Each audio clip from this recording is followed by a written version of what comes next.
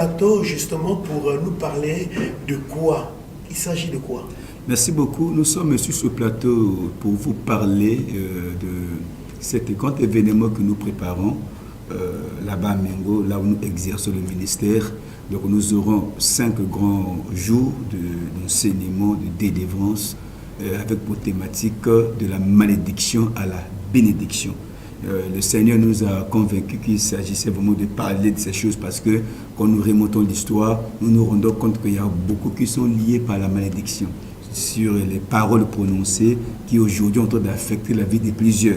Donc le Seigneur veut résoudre ce problème, raison pour laquelle nous sommes ici pour en parler, pour que ceux qui sont victimes de ces choses-là trouve gain de cause au travers de la bénédiction. Alors, d'où vous est venue donc la vision de ce grand programme? Effectivement, c'est celui-là, la vision, c'est celle-là présenter ce grand thème que nous allons parler au cours de la semaine de la malédiction à la bénédiction. Voilà, d'une manière un peu lapidaire, pasteur Élie du ciel, de la malédiction à la bénédiction. Alors, qu'est-ce qu'une malédiction?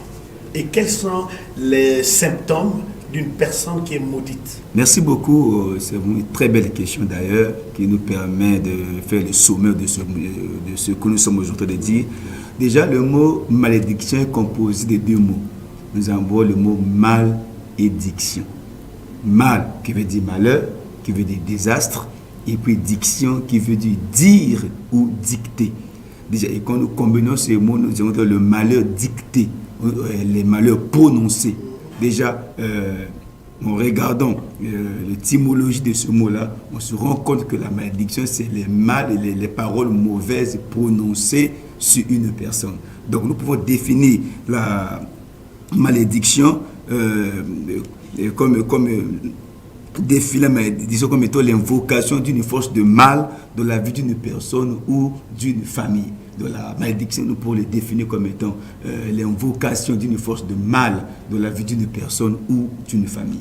Et quand vous parlez de l'invocation d'une famille comme ça, une force maléfique comme ça, alors est-ce qu'on peut avoir une illustration, quelques exemples d'une personne qui est maudite, une famille maudite, un travail maudit, vous en savez plus?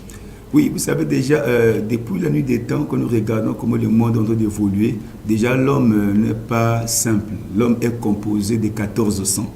Selon Matthieu chapitre 1er, la Bible nous parle de la généalogie de Jésus. Et quand nous regardons cette généalogie, on se rend compte que l'homme a 14 sangs. Donc, à base de ces informations-là, on se rend compte que les hommes auxquels nous portons leur sang, ils n'étaient pas tous chrétiens. Vous dites, pasteur, l'homme a 14 sangs. À 14 sangs. Il y a 7 du côté paternel, 7 du côté maternel. Et l'homme lui-même représente la 15e personne. Vous voyez que l'homme ne sort pas de néant. Il sort de quelque part. Il sort de quelque part. Les 14 sangs, on peut les diviser en 2 parties. 7 du côté paternel. Vous voyez qu'il y a le grand-père avec la grand-mère qui ont enfanté jusqu'à ce qu'ils ont mis au monde notre père.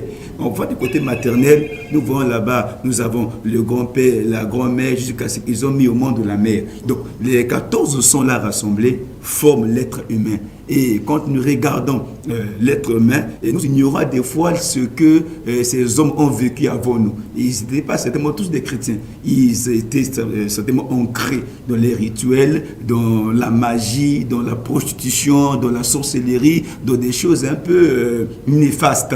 Donc, au regard de cela, on se rend compte que l'homme qui est le produit de ces 14 sangs-là n'est pas néant. Il a l'ADN de ces 14 personnes-là.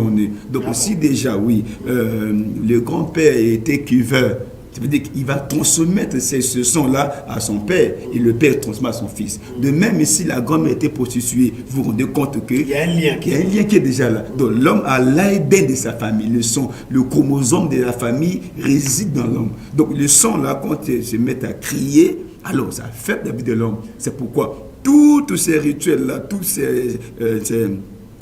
ces mouvements-là aujourd'hui peuvent affecter la vie de l'homme. Si l'homme ne se rend pas compte de ce qu'il est la somme de ces 14 personnes-là, s'il ne réfléchit pas, s'il ne se rend pas compte de cela, il sera très difficile qu'il s'en sorte de ces choses-là. Donc voilà un peu pour que l'homme s'en sorte, il doit avoir la connaissance que non, nos aïeux, ils étaient ancrés dans la magie, dans les rituels, dans les coutumes, dans les traditions. Ils ne connaissaient pas certainement Dieu, ils étaient ancrés dans la magie, dans les choses occultes. Donc Dieu était loin d'eux. Et comme Dieu était loin d'eux, il y a de ceux qui sont ancrés, ils étaient accros à l'alcool, il y a de ceux qui étaient accros à la prostitution, aux avortements, ils étaient accros aux choses que je peux dire néfastes. Et alors, le produit de ces fruits-là, aujourd'hui, ça représente dans la vie de l'homme. Ça se répercute dans la vie de l'homme. Donc, il y a des retombées, l'influence de ce mal-là cause des retombées sur les descendants. C'est le mot. Donc, il y a l'influence, c'est le mot que je voulais emporter, merci beaucoup. C'est l'influence de ces sons-là aujourd'hui qui est en train d'affecter maintenant la vie des hommes. C'est pour cela, vous ne serez pas étonnés de dire, ah, l'enfant là, il est comme notre grand-père. Quand sa manière de vivre là, il parle comme le grand-père. Il vit comme le grand-père. Son langage, sa manière de parler, sa manière de penser. Sa démarche. La fille a pu représenter notre grand-mère à l'époque là-bas. Alors que tu ne l'as jamais vu. Mais l'histoire te dit que tu vis comme lui. Ou tu vis comme elle. Là, on ne te raconte pas l'histoire. Mais comme tu vis comme elle ou comme lui, ça veut dire que tu as son ADN. C'est-à-dire, Pasteur Élie, si le grand-père avait l'habitude de tailler les ongles par les dents, vous verrez que les descendants aussi ont hérité aussi. Ils auront le même comportement. Oui. Si le parent avait l'habitude de faire comme ça, là, vous verrez que l'enfant va faire ça. Quand tu vas dire, ah mais toi là tu es comme ton père, hein, ce que tu fais là, ton père faisait ça. Mais il n'a jamais vu son grand-père là. Mais puisque l'histoire, on ne les triche pas, l'histoire elle est écrite sur noir et blanc. Au fur et à mesure qu'on nous raconte cela, et de toi-même tu te rends compte, tu représentes quelqu'un parce que tu as l'influence de son sang. Mais comme l'être humain ne peut pas représenter, ce ne sont pas les esprits incarnés.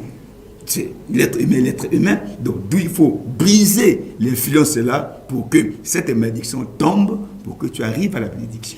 Pasteur Élie, nous sommes à Brazzaville, je sors fraîchement de Brazzaville, nous sommes à Brazzaville, nous sommes au quartier Petit Chose, je ne sais pas si vous en savez, au quartier Petit Chose, à l'arrêt Mboto.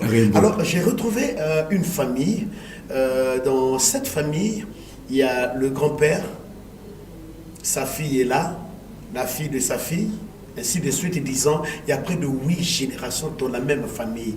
Est-ce que c'est une grâce ou bien c'est une malédiction pour cette famille de vivre ensemble? Là déjà, ce n'est même pas une grâce. Parce que la Bible dit, l'homme doit quitter son père et sa mère, de s'attacher à sa femme. Chaque être humain, quand il vient au monde, doit s'épanouir. Nous avons en nous ce qu'on appelle par le pouvoir de la procréation, le pouvoir de la multiplication. Alors, Dieu a mis en nous ce pouvoir-là. Donc, dès que les parents ont fait leur travail, les enfants qui arrivent au Dieu doivent faire leur travail. C'est la raison pour laquelle, si nous voyons des personnes qui sont liées ensemble, ça veut dire